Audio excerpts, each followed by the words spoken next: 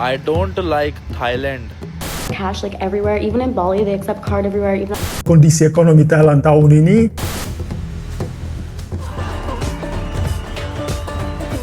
tetangga ini lagi nggak baik-baik aja nih. Investor untuk beralih ke Indonesia.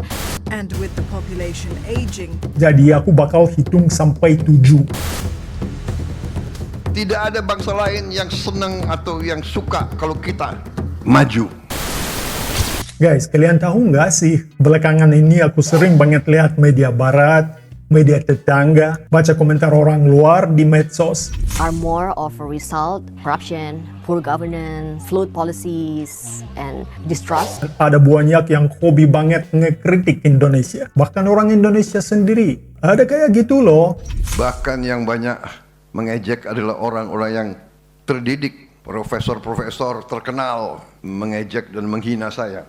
Jadi katanya ekonomi Indonesia gitu-gitu aja. Ngomong soal politik juga, kayak politik berisik. Ya, ada aja yang suka meremehkan. Tapi intinya guys, menurutku, mereka itu kayak kurang piknik atau kurang baca data aja sih. Indonesia's economy remains strong and rapid developments still continue. Continuous economic development programs which have spanned decades. Indonesia is now among the top 20 largest economies in the world. Tapi nih ya, kadang aku malah mikir orang-orang yang paling keras mengkritik Indonesia itu jarang benar-benar lihat kondisi negara lain di kawasan ini. Dan harus juga lihat kondisi ini secara objektif ya. Guys, aku berikan contoh. Thailand.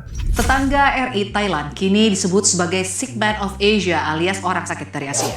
Jadi aku baru lihat laporan soal kondisi ekonomi Thailand tahun ini, dan jujur ya guys, ternyata tetangga ini lagi nggak baik-baik aja nih. Jadi hari ini kita lihat bareng-bareng apa yang sebenarnya terjadi di Thailand. Dan seperti biasa aku bakal ngasih komentar, ngomentarin semuanya. Siap? Let's go! I don't like Thailand. You know why?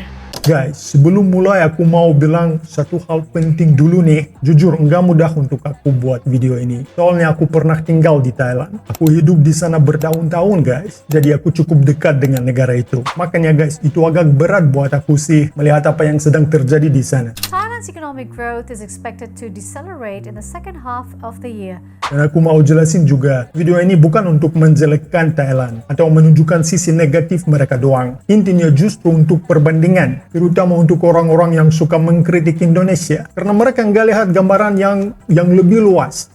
let me tell you about why I think Thailand is super overhyped. Went to Thailand with high expectations because everyone always falls in love with it, but personally for me, it was just not it. First off, Thailand is so expensive. Obviously, this is me coming from Bali. It is really similar to sometimes Canadian prices. The only thing I found that was cheaper there was the alcohol. Thailand is not the same place it used to be 2-3 years ago. But the real thing that's a downfall for Thailand now is the quality of tourists that are coming over here. Banyak orang bayangin Thailand itu sempurna. Ya, pariwisata maju ada, kota modern juga ada. Apa ya? Pantai indah. Memang betul, Thailand itu negara menarik. Aku juga suka kok, tapi di balik gambar pos itu ada realita, ada kenyataan guys. Dan kenyataan itu jauh lebih kompleks. Pertumbuhan ekonomi Thailand udah lama melambat. Itu sekitar 2-3% aja dalam beberapa tahun terakhir. Sementara Indonesia guys justru tumbuh lebih cepat. Jadi di Thailand guys, investor pun mulai tarik uang mereka. Arus modal keluar malah mencapai rekor. Bukan opiniku. Fakta ekonomi.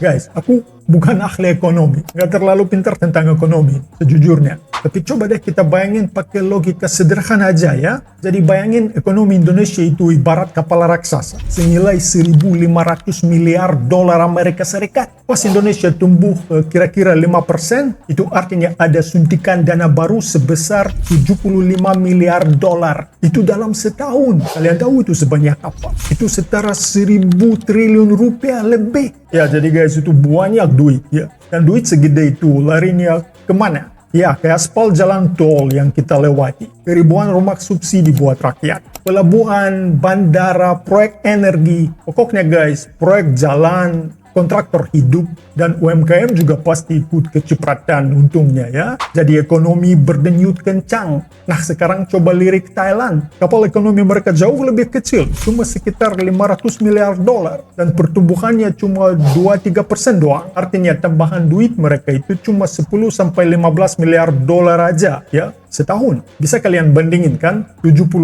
miliar lawan 10 atau 15 miliar. Ini relokasi investasi bisa saja terjadi jika krisis politik di Thailand berlangsung lama. Namun masih banyak faktor lain yang dipertimbangkan investor untuk beralih ke Indonesia. Jadi ibaratnya nih guys, Indonesia itu lagi bangun kota baru setiap tahun dengan duit segede itu ya. Sementara Thailand itu cuma bisa renovasi beberapa ruko. Ya, pertumbuhannya ada, tapi energinya beda jauh. Jadi intinya simple banget guys. 5% pertumbuhan di Indonesia itu dampaknya dahsyat. Jadi kalau masih ada yang nyinyir Indonesia jalan di tempat, suruh mereka belajar hitung-hitungan lagi deh.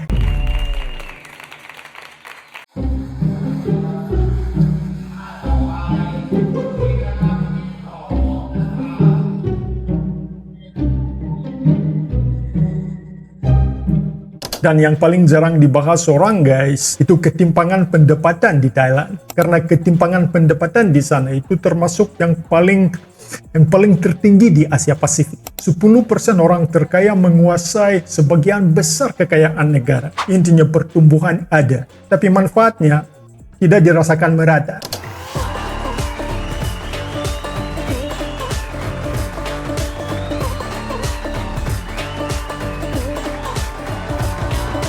Oke guys, sekarang kita coba lihat struktur ekonominya. Thailand sangat bergantung pada pariwisata. Itu sekitar 1/5 ekonominya di sektor itu aja. Masalahnya guys, sejak pandemi itu jumlah turis nggak pernah benar-benar kembali seperti dulu. Jadi ketika dunia berubah, negara yang terlalu bergantung pada satu sektor bakal langsung terasa dampaknya. Accommodation was super expensive and I booked it like 8 months in advance.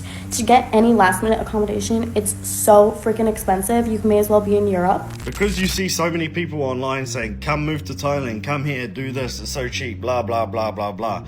Another thing that really bothered me was that they only accept cash like everywhere. Even in Bali, they accept card everywhere, even at the markets, but there they didn't accept it anywhere. So it just made it really difficult. Dan sekarang tentang Indonesia. Indonesia juga punya pariwisata, tapi ekonomi Indonesia jauh lebih terdiversifikasi. Manufaktur ada, sumber daya juga ada, ekonomi digital berkembang, pasar domestik besar pula. Makanya Indonesia lebih tahan terhadap guncangan global. Tiap desa nelayan kita akan bangun pabrik es, kita akan bikin cold storage, kita akan bikin dermaga, kita akan bagikan kapal-kapal, kita akan siapkan kendaraan. Ekonomi yang kita jalankan bukan ekonomi handout.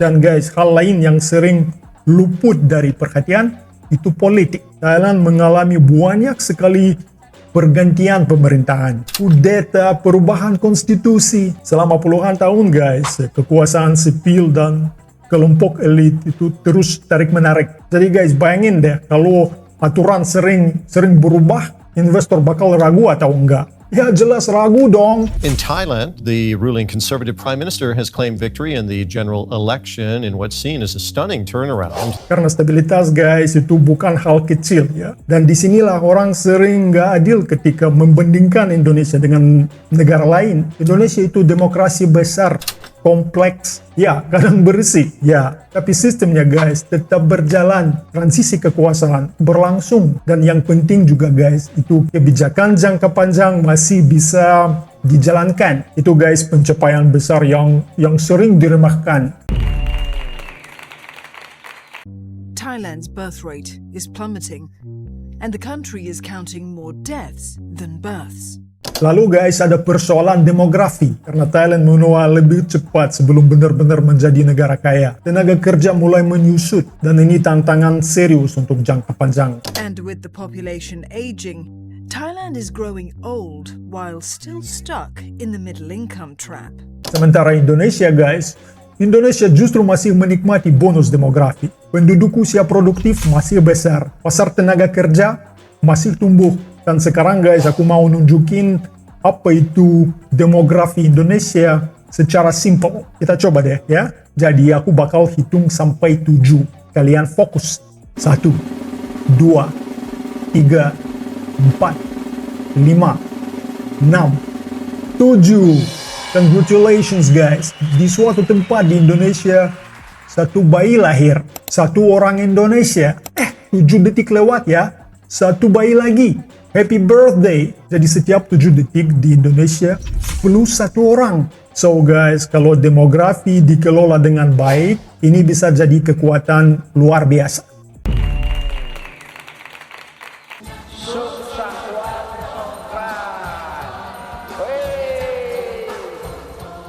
Jadi guys, aku nggak bilang Indonesia itu sempurna. Indonesia masih punya banyak PR ya, pekerjaan rumah. Contoh, pendidikan atau pemerataan. Ya, birokrasi ada. Tapi di mana gak ada? Di negaraku guys, birokrasi lebih besar. Menurutku. Ya, itu ada di seluruh dunia. Di Amerika juga ada. Pokoknya guys, semuanya ada. Tapi yang bikin aku heran sih, kenapa setiap ada masalah di Indonesia, ada yang langsung heboh ya, bahkan sampai meremehkan. Sementara masalah besar di negara lain guys, itu sering gak dibahas sama sekali. Objektivitas guys. Objektivitas itu penting. Kalau mau membandingkan negara, bandingin secara jujur, secara proporsional, bukan pilih-pilih. Saya tidak pernah mau ajak saudara untuk benci orang asing, tidak boleh, atau takut atau curiga. Kita harus belajar dari kekuatan asing, tapi kita jangan lugu, jangan naif. Tidak ada bangsa lain yang senang atau yang suka kalau kita maju. Jadi guys, kita mulai video ini tentang Thailand ya, dan akhirnya tentang Indonesia. Karena Thailand itu contoh, ya kita bisa menganggap itu sebagai contoh ya, sebagai pelajaran. Karena Indonesia itu negara besar, ekonomi terbesar di Asia Tenggara, ya, dan salah satu ekonomi yang paling stabil pertumbuhannya di kawasan. Nah, justru di sini guys, aku pengen nekenin. Indonesia punya modal yang jauh lebih kuat. Indonesia punya anak muda yang banyak banget, dan anak muda itu pengen belajar teknologi baru. Itu luar biasa penting guys. Itu masa depan. Jadi buat siapapun, mau itu tetangga sebelah yang suka nyinyir soal bahasa atau budaya Indonesia, atau kritikus sok tahu, guys, kalian mending lihat data dulu deh sebelum ngomong. Ya, Indonesia itu emang gak sempurna, tapi Indonesia punya arah yang jelas dan stabilitas yang kuat. Terima kasih udah nongkrong bareng aku, bareng Romsoft. Jangan lupa like, share, dan subscribe to the channel. Terima kasih dan sampai jumpa di video selanjutnya. Paka-paka.